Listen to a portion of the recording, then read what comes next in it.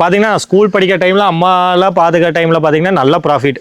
அதை வச்சுதான் இந்த எங்க மேக்சிமம் எல்லா வசதியும் நாங்க பண்ணிக்கிட்டோம்.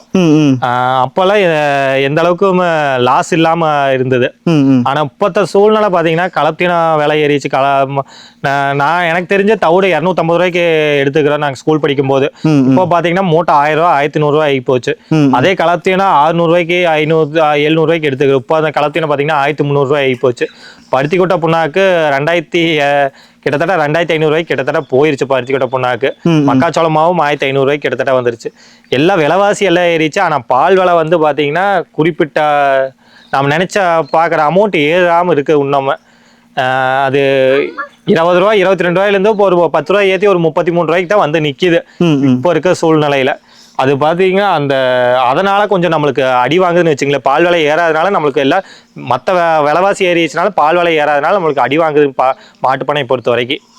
இதே பார்த்தீங்கன்னா நம்ம லோக்கல் சேல்ஸ் இருந்ததுன்னா நம்ம கொண்டு போய் விற்கிற மாதிரி ஐடியா இருந்ததுன்னா ஒரு 50 ரூபாய்க்கு விற்றுனா நம்மளுக்கு கட்டுப்படி ஆகுன்னு வச்சுங்களேன். லோக்கல் சேல்ஸை மாட்டுப்பண்ணை பொறுத்த வரைக்கும் லோக்கல் சேல்ஸ் இருந்ததுன்னா நம்மளுக்கு நல்லா கட்டுப்படி ஆகும்.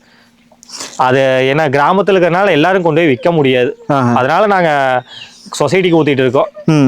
அதுவும் சொசைட்டியும் பார்த்துட்டு இருக்கோன்னு வச்சுங்களேன்.